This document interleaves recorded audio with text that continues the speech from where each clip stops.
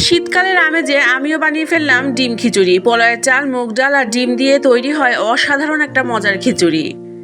সালাম আলাইকুম বন্ধুরা, আমি সিরাজুম মনিরা আজকে আবারও চলে এসেছি আপনাদের সাথে অনেক গল্প করার জন্য। যেহেতু ডিম খিচুড়ি রান্না করব, তাই আমি ডিমগুলো সেদ্ধ করতে দিয়ে দিয়েছি। মোটামুটি 5 মিনিট হলেই ডিমগুলো পুরো সেদ্ধ হয়ে যাবে। নিয়ে নিচ্ছি পোলাওয়ের চাল ও মুগ ডাল, খুব ভালোভাবে ধুয়ে নিব। আর অন্যদিকে প্যানে তেল গরম করতে দিয়ে দিয়েছি, আর ফোড়ন দিয়ে দিলাম তেজপাতা, জিরা এবং শুকনো মরিচ দিয়ে। ফোড়নটা দিলে রান্নাটা খুবই ফ্লেভারফুল হয় আর সুগন্ধেই অর্ধেক পেট ভরে যায়।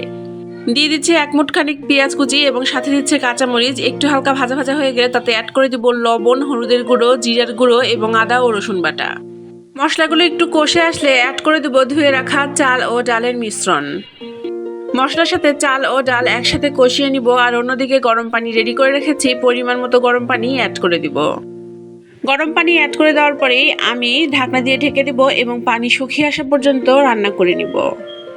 ডিম খিচুড়ি যেমন ইজি একটি রেসিপি, তেমনি খেতেও অনেক বেশি মজাদার। আর অন্যদিকে আমি যে ডিমগুলো সেদ্ধ করে রেখেছিলাম সেগুলোতে লবণ ও হলুদ মাখিয়ে নিব এবং তেলে একটু ফ্রাই করে নিব। ডিমগুলো তেলে ফ্রাই করতে খুব বেশি সময় লাগবে না। তেলে ফ্রাই করা হয়ে গেলে আমি অন্য একটি বাটিতে উঠিয়ে রাখবো।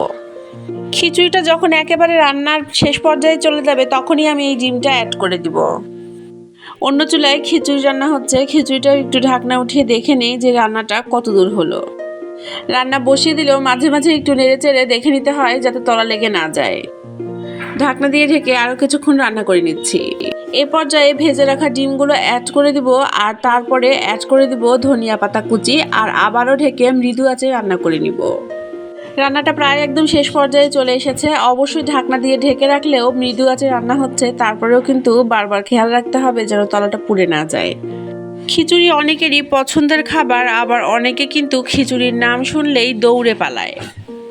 যেদিন বাড়িতে কাজের অনেক ঝামেলা থাকে সেদিন এই খিচুড়ি আমার শেষ ভরসা। আর ডিম খিচুড়ির সবচেয়ে আমার বেশি যে বিষয়টা মজা লাগে সেটা হচ্ছে কোনো এক্সট্রা অতিরিক্ত মশলা না ব্যবহার করেই এই খিচুড়িটা খেতে অনেক সুস্বাদু হয়। এখন যেহেতু শীতকাল, অনেক সময় দেখা যায় আমি সবজি খিচুড়িও এভাবে রান্না করি। ডিমের সাথে আরও কয়েক পদের সবজি অ্যাড করে দেই, আর খিচুড়িটাও খেতে অসাধারণ হয় আর পুষ্টিগুণ সমৃদ্ধ হয়। ডিমের সাথে আরও কয়েক পদের সবজি অ্যাড করে দেই, আর খিচুড়িটাও খেতে অসাধারণ হয় আর পুষ্টিগুণ সমৃদ্ধ হয়। আজকের এই ইজি ডিম খিচুড়ি রেসিপিটা আপনাদের কেমন লাগলো অবশ্যই কমেন্টে জানাবেন। আর আজকে কিন্তু এখানেই বিদায় জানাচ্ছি।